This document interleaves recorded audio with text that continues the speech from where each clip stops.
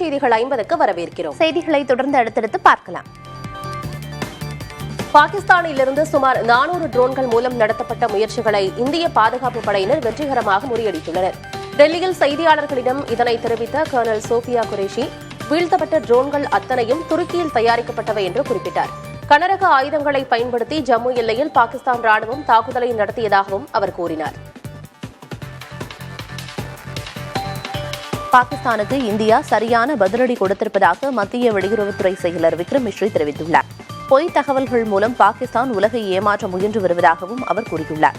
பயங்கரவாதத்திற்கு எதிரான இந்தியாவின் நடவடிக்கைக்கு பிரிட்டன், அமெரிக்கா உள்ளிட்ட நாடுகள் ஆதரவு தெரிவித்துள்ளதாக கூறிய மிஸ்ரி, பாகிஸ்தானுக்கு நிதி வழங்குவதை நிறுத்த சர்வதேச நாணய நிதியத்தை இந்தியா நாடியிருப்பதாகவும் குறிப்பிட்டுள்ளார். பாகிஸ்தான் நடத்திய தாக்குதலுக்கு இந்தியா கொடுத்த பதிலடியில் அந்நாட்டு ராணுவம் கடுமையான சேதங்களை சந்தித்துள்ளதாக கர்னல் சோஃபியா குரேஷி தெரிவித்துள்ளார். வெளியுறவுத்துறை செயலர் Vikram Misri, wing commander Vyomika Singh, colonel Sofiya Qureshi ஆகியோர் டெல்லியில் கூட்டாக செய்தியாளர்களை சந்தித்தனர். அப்போது பாகிஸ்தானின் தாக்குதல் முயற்சிகள் முறியடிக்கப்பட்டது குறித்தும் தொடர்ந்து இந்தியா மேற்கொண்டு வரும் நடவடிக்கைகள் குறித்தும் விளக்கினர். பயணிகள் விமானங்களை பாகிஸ்தான் ராணுவம் கேடயமாக பயன்படுத்தி வருவதாக விங் கமாண்டர் வியோமிகா சிங் தெரிவித்துள்ளார். கராச்சி, லாகூர் நகரங்களின் மீது பயணிகள் விமானம் தொடர்ந்து பயணிப்பதாக கூறினார். இந்தியா 4 ட்ரோன்கள் மூலம் பாகிஸ்தானின் ரேடார்களை தாக்கியதாகவும் அதில் ஒன்று சேதமடைந்ததாகவும் வியோமிகா சிங் தெரிவித்தார்.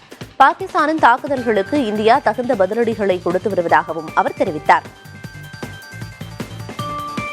பத்தான்கோட், சம்பா பகுதிகளில் நேற்றும் பாகிஸ்தான் ட்ரோன்கள் சுட்டு வீழ்த்தப்பட்டதாக பாதுகாப்புத்துறை வட்டாரங்களின் தகவல்களை சுட்டிக்காட்டி ANI செய்தி தெரிவித்துள்ளது. ஜம்மு, ராஜஸ்தான், பஞ்சாப், ஹரியானாவின் பல பகுதிகளில் இரவு நேரத்தில் மின் விநியோகம் துண்டிக்கப்பட்டது. பஞ்சாபின் பிரோஸ்பூர் குடியிருப்பு பகுதியை பாகிஸ்தானின் ட்ரோனின் ஒன்று தாக்கியதில் ஒரு குடும்பத்தைச் சேர்ந்தவர்கள் காயமடைந்ததாகவும் அவர்கள் உடனடியாக மருத்துவமனைக்கு அழைத்துச் செல்லப்பட்டதாகவும் ANI தெரிவித்துள்ளது. இந்தியா பாகிஸ்தான் எல்லைப் பகுதியில் எல்லை பாதுகாப்பு படையினர் நடத்திய துப்பாக்கிச் சூட்டில் 7 பயங்கரவாதிகள் சுட்டுக் கொல்லப்பட்டனர். சம்பா மாவட்டத்தின் எல்லைப் பகுதியில் அத்துமீறி நுழைய முயன்றபோது பாதுகாப்பு படையினர் இந்த நடவடிக்கையை முன்னெடுத்ததாக கூறப்படுகிறது. இருதரப்பிற்கும் இடையே நடந்த சண்டையில் பாகிஸ்தானின் தாந்தர் சாவடி தகர்க்கப்பட்டிருப்பதாக தகவல்கள் கிடைத்துள்ளன. இது தொடர்பான வீடியோவையும் எல்லை பாதுகாப்பு படையினர் வெளியிட்டுள்ளனர். இந்தியாவுடனான பதற்ற சூழலை தணிப்பது குறித்து சீனா, ஈரான், சவுதி அரேபியா, ஐக்கிய அரபு அமீரகம், கத்தார் ஆகிய நாடுகளுடன் பேசியுள்ளதாக பாகிஸ்தான் பாதுகாப்புத்துறை அமைச்சர் கவாஜா ஆசிப் கூறியுள்ளார். பாகிஸ்தான் நாடாளுமன்றத்தில் பேசிய அவர், இந்திய ட்ரோன்களை குறிப்பிட்ட எல்லை வரை தாக்காமல் விட்டதற்கு பாதுகாப்பு ரீதியிலான காரணம் உள்ளதாக குறிப்பிட்டார்.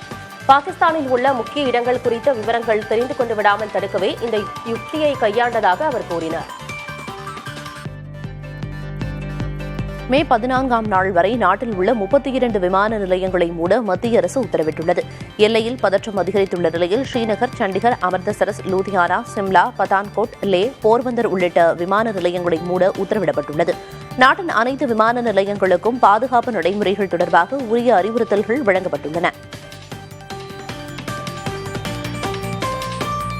இந்தியா பாகிஸ்தான் இடையிலான போர் பதற்றம் காரணமாக IPL கிரிக்கெட் போட்டிகள் ஒரு வாரத்திற்கு தற்காலிகமாக நிறுத்தி வைக்கப்படுவதாக அறிவிக்கப்பட்டுள்ளது. அனைத்து அணிகளின் நிர்வாகிகளுடன் ஆலோசனை செய்த பிறகு பாதுகாப்பு காரணங்களை கருத்தில் கொண்டு BCCI இந்த அறிவிப்பை வெளியிட்டுள்ளது.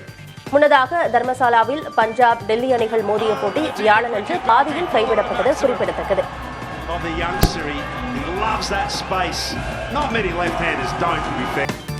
சென்னை முழுவதும் முன்னெச்சரிக்கை நடவடிக்கையாக மக்கள் அதிகம் கூடும் இடங்களில் பாதுகாப்பு போடப்பட்டுள்ளதாக காவல் ஆணையர் அருண் தெரிவித்துள்ளார். இரவு நேரத்தில் தீவிர வாகன சோதனை செய்து வருவதாகவும் அவர் கூறியுள்ளார். சென்னை சேப்பாக்கம் கிரிக்கெட் மைதானத்திற்கு வெடிகுண்டு மிரட்டல் விடுக்கப்பட்டது தொடர்பாக விசாரணை நடைபெற்று வருவதாகவும் மக்கள் அச்சமடைய வேண்டாம் என்றும் காவல் ஆணையர் அருண் தெரிவித்துள்ளார். இந்தியா பாகிஸ்தான் இடையே போர் பதற்றம் நிலவி வரும் சூழலில் வடசென்னை அனல்மின் நிலையத்தில் போர் பாதுகாப்பு ஒத்திகை நடைபெற்றது. தாக்குதல் நடைபெற்றால் தொழிலாளர்களை எப்படி காப்பாற்றுவது, காயமடைந்தவர்களை சிகிச்சைக்கு அனுப்புவது குறித்து தத்ரூபமாக செய்து காட்டப்பட்டது. இதேபோல் நெல்லை மாவட்டம் கூடங்குளம் அணுமின் நிலையத்திலும் பாதுகாப்பு ஒத்திகை நடைபெற்றது. இந்திய ராணுவத்திற்கு ஆதரவு தெரிவிக்கும் வகையில் சென்னையில் இன்று தனது தலைமையில் பேரணி நடைபெறும் என முதலமைச்சர் MK ஸ்டாலின் அறிவித்துள்ளார். மாலை 5 மணிக்கு காவல்துறை இயக்குநர் அலுவலகத்தில் தொடங்கி தீவுத்திடலுக்கு அருகே உள்ள போர் நினைவு சின்னம் அருகே பேரணி நிறைவு பெறும் எனவும் அவர் வெளியிட்டிருக்கும் அறிக்கையில் தெரிவிக்கப்பட்டுள்ளது. முன்னாள் ராணுவப் படை வீரர்கள், அமைச்சர்கள் பங்கு பெறும் இந்த பேரணியில் கலந்து கொண்டு நமது ராணுவத்திற்கு தமிழ்நாட்டு மக்கள் ஆதரவு தெரிவிக்க வேண்டும் என முதல்வர் ஸ்டாலின் கேட்டுக் கொண்டார். மத்திய அரசின் போர்க்கால நடவடிக்கைகளுக்கு துணை நிற்க வேண்டிய இந்த சூழலில் தனது பிறந்த நாளை அதிமுக நிர்வாகிகள் கொண்டாட வேண்டாம் என அக்கட்சியின் பொதுச் செயலாளர் எடப்பாடி பழனிசாமி கேட்டுக் கொண்டுள்ளார். பாகிஸ்தான் தாக்குதலை முறியடித்து நாட்டு மக்களை காத்து வரும் ராணுவ படைகளுக்கு வாழ்த்துக்களை தெரிவித்துள்ளார். வரும் 12ஆம் தேதி தனது பிறந்த நாளில் அதிமுக நிர்வாகிகள் தன்னை நேரில் வந்து சந்திப்பதை தவிர்க்குமாறு இபிஎஸ் கேட்டுக் கொண்டுள்ளார். எல்லையில் போராடி வரும் ராணுவ வீரர்களை போற்றும் வகையில் தமிழ்நாடு காங்கிரஸ் கமிட்டி சார்பில் சென்னையில் பேரணி நடைபெற்றது. ஜெய்ஹிந்த் என்ற தலைப்பில் சிந்தாதிரிப்பேட்டையில் தொடங்கிய பேரணி எழும்பூரில் நிறைவடைந்தது. ஒட்டுமொத்த இந்திய மக்களும் ராணுவத்திற்கு ஆதரவாக இருக்கிறோம் என்பதை வெளிப்படுத்தும் விதமாக நடந்த பேரணியில் காங்கிரஸ் கட்சியினர் ஏராளமானோர் பங்கேற்றனர். இனி நாம் போகும் பாதை சிங்கப்பாதையாக இருக்கும் என்றும் ராக்கெட் வேகத்தில் முன்னேறுவோம் எனவும் முதலமைச்சர் மு.க.ஸ்டாலின் தெரிவித்துள்ளார்.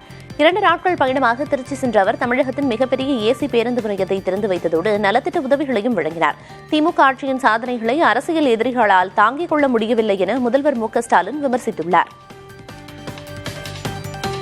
காஷ்மீரில் உள்ள தமிழக மாணவர்களை மீட்டு வர அரசு நிச்சயம் நடவடிக்கை எடுக்கும் என்று துணை முதலமைச்சர் உதயநிதி ஸ்டாலின் தெரிவித்துள்ளார்.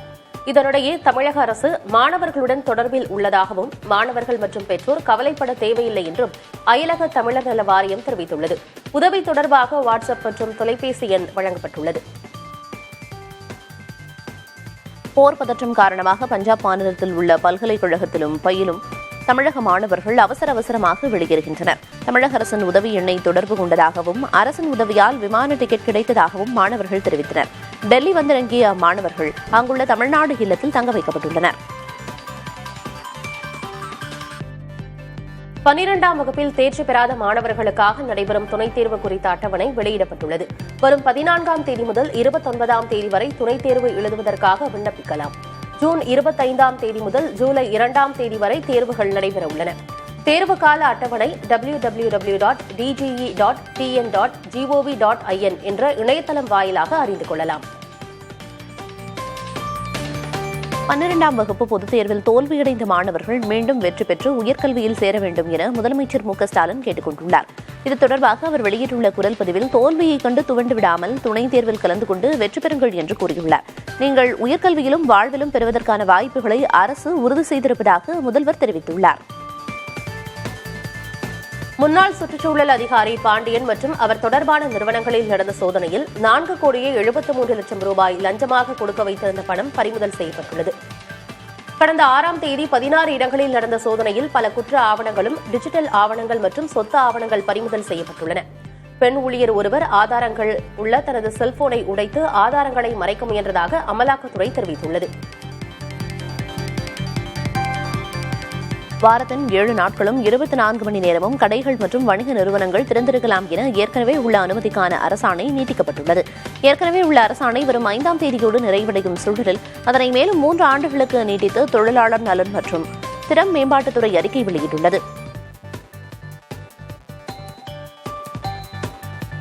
தி வயர் ஊடகத்திற்கு விதிக்கப்பட்ட தடையை மறுபரிசீலனை செய்வதோடு அதனை மத்திய அரசு நீக்கும் என நம்புவதாக முதல்வர் ஸ்டாலின் தெரிவித்தார்.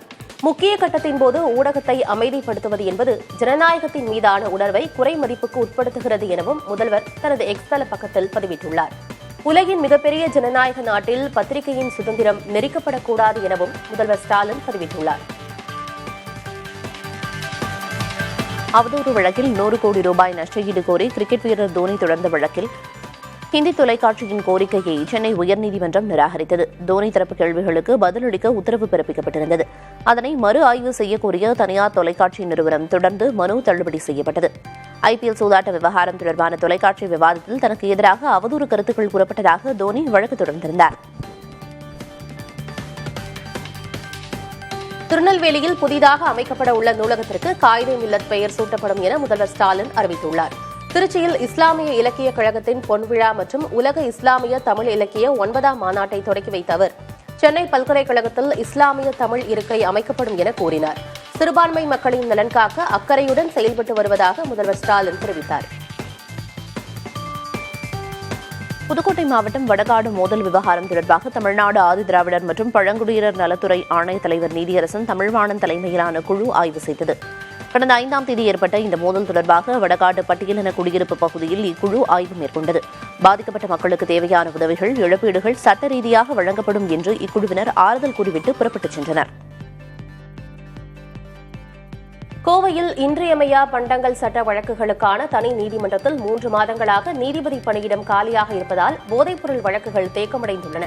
கோவை, திருப்பூர், நீலகிரி, ஈரோடு ஆகிய 4 மாவட்டங்களுக்கு உட்பட்ட 200க்கும் மேற்பட்ட காவல் நிலையங்களில் பதிவாகும் போதைப்பொருள் வழக்குகளின் விசாரணை இங்குதான் நடந்து வருகிறது. கடந்த பிப்ரவரி மாதம் இங்கு பணியாற்றிய நீதிபதி ஓய்வு பெற்ற நிலையில் SC/ST பிரிவினர் மீதான வன்கொடுமைகள் தடுப்புச் சட்ட நீதிமன்ற நீதிபதிக்கு கூடுதல் பொறுப்பு வழங்கப்பட்டுள்ளது. நீலகிரி கோடை விழாவின் ஒரு நிகழ்ச்சியாக உதகையில் நாய்கள் கண்காட்சி தொடங்கியது. தென்னிந்திய கென்னல் கிளப் சார்பில் அரசு கலைக்கல்லூரி மைதானத்தில் 3 நாட்கள் நடைபெறும் இந்த கண்காட்சியில் 55 வகையான 450 நாய்கள் பார்வையாளர்களை கவரவுள்ளன. ஜப்பான் மற்றும் தென்னாப்பிரிக்க நாடுகளைச் சேர்ந்த நடுவர்கள் நாய்களை மதிப்பிட்டனர். கோவையில் வெறிநாய் கடியால் பாதிக்கப்பட்ட 2 பேர் அரசு மருத்துவமனையில் சிகிச்சை பெற்று வருகின்றனர். லாலை ரோட்டில் அன்பகம் வீதியில் வசித்து வரும் சந்திரன் என்பவர் வளர்த்து வந்த நாய் சீரநாயக்கன் பாளையத்தைச் சேர்ந்த யுவராஜ் என்பவரை கடித்தது. நாய் கடிப்பதை தடுக்க முயன்ற நாயின் உரிமையாளர் சந்திரனும் நாய்க்கடியால் பாதிக்கப்பட்டார். நாய் உயிரிழந்த நிலையில் அதற்கு ரேபிஸ் தொற்று இருந்தது உடற்கூறு ஆய்வில் உறுதி செய்யப்பட்டது. திருவள்ளூர் மாவட்டம் பொன்னேரி மீன்வள கல்லூரியில் 2.27 கோடி ரூபாய் கையாடல் செய்ததாக தற்காலிக ஊழியர் உட்பட 2 கைது செய்யப்பட்டனர். அண்மையில் இக்கல்லூரியின் வரவு செலவு கணக்குகளை நிர்வாகத்தினர் சரிபார்த்தனர். அப்போது கல்லூரி நிர்வாகம் சார்பில் வங்கிக் கணக்குகளை பராமரித்து வந்த முன்னாள் தற்காலிக ஊழியர் மோகன், தற்போதைய தற்காலிக ஊழியர் ஆகாஷ் இருவரும் இணைந்து போலி ஆவணங்களை தயாரித்து 2.27 கோடி ரூபாய் மோசடி செய்தது தெரியவந்தது. கள்ளழகர் வைகை ஆற்றில் எழுந்தருளும் நிகழ்விற்காக முதல் முறையாக சிறப்பு ரயில் இயக்கப்படுகிறது. மே 12ஆம் தேதி நடைபெறும் இத்திருவிழாவிற்காக மே 10ஆம் தேதி தாம்பரத்திலிருந்து இரவு 11:30 மணிக்கு புறப்படும் சிறப்பு ரயில் புறப்படுகிறது. அதேபோல மே 12ஆம் தேதி மதுரையிலிருந்து இரவு 11:30 மணிக்கு புறப்படும் சிறப்பு ரயில் மறுநாள் காலை 7:50 மணிக்கு தாம்பரம் வந்தடையும் என அறிவிக்கப்பட்டுள்ளது. நாடு முழுவதும் தேவைக்கு அதிகமாகவே பெட்ரோல், டீசல் மற்றும் சமையல் எரிவாயு கையிருப்பில் இருப்பதாக இந்தியன் ஆயில் கார்ப்பரேஷன் தரப்பில் தெரிவிக்கப்பட்டுள்ளது. இந்தியா, பாகிஸ்தான் இடையிலான போர் பதற்றத்தால் எரிபொருள் தட்டுப்பாடு இருப்பதாக சமூக ஊடகங்களில் வதந்திகள் பரவி வரும் நிலையில் விளக்கம் அளிக்கப்பட்டுள்ளது. எரிபொருள் தட்டுப்பாடு என வெளியாகும் தகவல்களை நம்பி பதற்றமடைந்து யாரும் அதை வாங்கி சேமித்து வைக்க வேண்டாம் என அறிவுறுத்தப்பட்டுள்ளது. இந்தியா, பாகிஸ்தான் இடையிலான போர் பதற்றம் நிலவினாலும் வங்கி சேவைகள் எந்த இடையூறுமின்றி மக்களுக்கு கிடைக்க வேண்டும் என மத்திய நிதியமைச்சர் நிர்மலா சீதாராமன் உத்தரவிட்டுள்ளார். பொதுத்துறை மற்றும் தனியார் வங்கிகளின் அதிகாரிகளோடு நடந்த ஆலோசனையில் அவர் இதனை தெரிவித்தார். இந்தியா, பாகிஸ்தான் எல்லையில் பதற்றமான சூழல் நிலவி வரும் நிலையில் எல்லை மாவட்டங்களில் உள்ள தங்கள் மாநிலத்தவர்களுக்காக கட்டுப்பாட்டு மையங்களை கேரள அரசு திறந்துள்ளது. முதல்வர் பினராயி விஜயனின் அறிவுறுத்தலின் பேரில் தலைமைச் செயலகத்தில் இந்த மையங்கள் திறக்கப்பட்டுள்ளன. இதற்காக கொடுக்கப்பட்டுள்ள உதவி எண்களை தொடர்பு கொண்டு தேவையான உதவிகளை கேட்டுப் பெறலாம் என தெரிவிக்கப்பட்டுள்ளது. பாகிஸ்தானுடன் ஏற்பட்டுள்ள பதற்றமான சூழல் காரணமாக தினசரி பல்லாயிரக்கணக்கான பக்தர்கள் வரும் திருமலையில் பாதுகாப்பு பலப்படுத்தப்பட்டுள்ளது. முதல்வர் சந்திரபாபு நாயுடு அறிவுறுத்தல்படி பல்வேறு முன்னெச்சரிக்கை நடவடிக்கைகள் எடுக்கப்பட்டுள்ளதாக கோயிலின் தலைமை பாதுகாப்பு அதிகாரி ஹர்ஷவர்தன் ராஜு தெரிவித்தார். கண்காணிப்பு, சோதனை ஏற்பாடுகள் செய்யப்பட்டுள்ளதாகவும் அசம்பாவிதங்கள் ஏற்பட்டால் அதை சமாளிக்க ஏதுவாக பாதுகாப்பு ஒத்திகைகளும் நடத்தியுள்ளதாகவும் அவர் கூறினார். கோடை விடுமுறையை முன்னிட்டு தேக்கடிக்கு சுற்றுலாப் பயணிகள் வருகை அதிகரித்திருக்கிறது. முல்லை பெரியாறு அணை நீர் தேங்கியிருக்கும் தேக்கடி ஏரியின் படகு போக்குவரத்தில் செல்ல அதிக ஆர்வம் காட்டும் சுற்றுலாப் பயணிகள் வனவிலங்குகளை கண்டு வியந்து மகிழ்ந்து வருகின்றனர். வனத்தின் ஊடே படகில் நெடுந்தூர பயணம் செய்யும் சுற்றுலாப் பயணிகள் மேய்ச்சலுக்காகவும் தண்ணீர் குடிக்கவும் ஏரியின் கரைக்கு வரும் சென்னாய், யானை, மான், காட்டுமாடு உள்ளிட்ட வனவிலங்கு கூட்டங்களை கண்டு வியந்து மகிழ்கின்றனர். நிலக்கரி ஊழல் வழக்கில் தண்டனை பெற்ற கர்நாடக பாஜக எம்எல்ஏ ஜனார்த்தன ரெட்டி தகுதி நீக்கம் செய்யப்பட்டுள்ளார். நிலக்கரி ஊழல் வழக்கு விசாரணை கடந்த 14 ஆண்டுகளாக நடைபெற்று வந்த நிலையில் அதில் தொடர்புடைய ஜனார்த்தன ரெட்டி உட்பட 4 பேரை சிபிஐ சிறப்பு நீதிமன்றம் குற்றவாளிகள் என தீர்ப்பளித்தது. 7 ஆண்டுகள் சிறை தண்டனை விதித்து நீதிமன்றம் உத்தரவிட்ட நிலையில் ஜனார்த்தன ரெட்டியை தகுதி நீக்கம் செய்து சட்டப்பேரவை செயலகம் அறிவித்துள்ளது. உலகிலேயே அதிக அளவு லாபம் ஈட்டிய விமான போக்குவரத்து நிறுவனமான எமிரேட்ஸ் உருவாகியுள்ளது. 2024-25 நிதியாண்டில் இதுவரை இல்லாத அளவாக இந்நிறுவனம் 5.6 பில்லியன் அமெரிக்க டாலர்கள் லாபம் ஈட்டியிருப்பதாக கூறியுள்ளது. துபாயை தலைமையிடமாக கொண்ட எமிரேட்ஸ் நிறுவன விமானங்களில் கடந்த ஆண்டில் 5,37,00,000 பயணிகள் பயணம் செய்திருக்கின்றனர். இந்தியா பாகிஸ்தான் இடையிலான போர் பதற்றம் பங்குச்சந்தையில் எதிரொலித்தது. மும்பை பங்குச்சந்தையின் சென்செக்ஸ் 880 புள்ளிகள் சரிந்து 79,454 புள்ளிகளிலும், தேசிய பங்குச்சந்தையின் நிப்டி 265 புள்ளிகள் வீழ்ச்சி கண்டு 24,008 புள்ளிகளிலும் நிறைவடைந்தன. நேற்றைய வர்த்தகத்தில் டாடா மோட்டார்ஸ், L&T, டைட்டன் மற்றும் ட்ரோன் உற்பத்தி நிறுவன பங்குகள் உயர்ந்தே வர்த்தகத்தை நிறைவு செய்தன. போர் பதற்றம் காரணமாக IPL போட்டிகள் ஒத்திவைக்கப்பட்ட நிலையில் பாகிஸ்தான் சூப்பர் லீக் போட்டிகளும் ஒத்திவைக்கப்பட்டன. ஐக்கிய அரபு அமீரகத்தில் பாகிஸ்தான் சூப்பர் லீக் போட்டிகளை நடத்த திட்டமிட்ட நிலையில் போட்டிகள் ஒத்திவைக்கப்பட்டுள்ளன. பதற்றம் காரணமாக போட்டிகளை ஒத்திவைக்க பாகிஸ்தான் பிரதமர் ஷபாஸ் ஷெரீப் கோரியதாகவும், போட்டிகளை நடத்த துபாயில் அனுமதி வழங்கப்படவில்லை எனவும் சொல்லப்படுகிறது. இந்தியா பாகிஸ்தான் இடையிலான மோதலில் தலையிடப் போவதில்லை என்றும், இது தங்கள் வேலை இல்லை என்றும் அமெரிக்க துணை அதிபர் JD வான்ஸ் தெரிவித்துள்ளார்.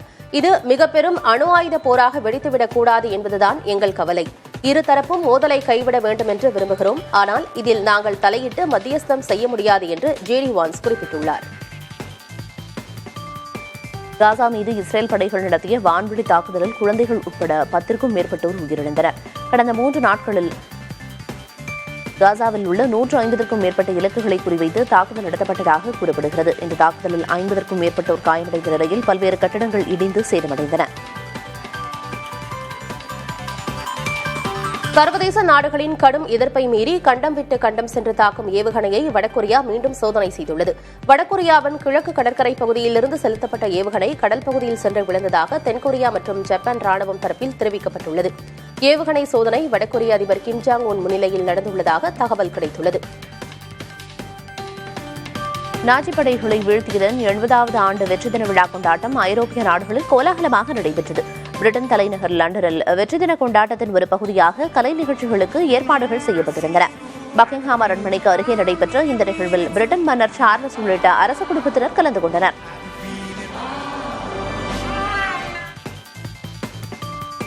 இந்திய மகளிர் கால்பந்து அணி உஸ்பெகிஸ்தான் அணிக்கு எதிரான நட்பு ரீதியிலான 2 போட்டிகளில் விளையாடுகிறது.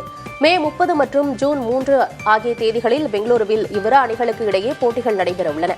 மகளிர் ஆசியன் கோப்பை போட்டிக்கு தயாராகும் வகையில் இந்த போட்டித் தொடரில் இந்திய அணி விளையாட உள்ளது.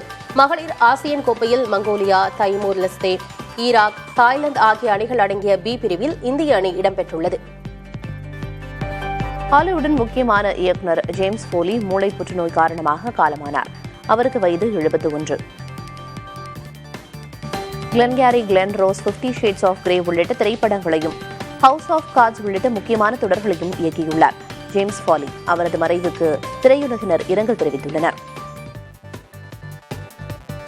மகாபாரதத்தில் வரும் கிருஷ்ணர் வேடத்தில் நடிக்க பாலிவுட் நடிகர் அமீர் கான் விருப்பம் தெரிவித்துள்ளார். மகாபாரதத்தை படமாக தயாரிக்க வேண்டும் என்பது தனது நீண்ட நாள் கனவு என்றும், சித்தாரே ஜமீன் பர் படம் வெளியான பிறகு மகாபாரதத்திற்கான வேலையில் ஈடுபடுவேன் என்றும் அவர் தெரிவித்துள்ளார். அமீர் கான் மகாபாரதத்தை பல பகுதிகளாக படமாக்க திட்டமிட்டிருக்கிறார். ஸ்ரீலீலா நடிப்பில் உருவாகியுள்ள ராபின்ஹுட் திரைப்படம் ZEE5 OTT தளத்திலும், ஷாம் நடிப்பில் வெளியான அஸ்திரம் திரைப்படம் ஆஹா தமிழ் OTT தளத்திலும், சிபிராஜ் நடிப்பில் வெளியான 10 Hours திரைப்படம் Amazon Prime OTT தளத்திலும் சனிக்கிழமையன்று வெளியாகின்றன. இந்தியா பாகிஸ்தான் போர் சூழல் காரணமாக தக்லைஃப் படத்தின் இசை வெளியீட்டு விழாவை ஒத்திவைப்பதாக ராஜ்கமல் பிலிம்ஸ் இன்டர்நேஷனல் நிறுவனம் தெரிவித்துள்ளது. இப்படத்தின் இசை வெளியீட்டு விழா வரும் மே 16ஆம் தேதி நடைபெறும் என அறிவிக்கப்பட்டிருந்தது. இந்த நிலையில் கலை காத்திருக்கும் இந்தியா முதலில் வரட்டும் என்று கூறி தக்லைஃப் இசை வெளியீட்டு விழாவை தேதி குறிப்பிடாமல் படக்குழு தள்ளி வைத்துள்ளது.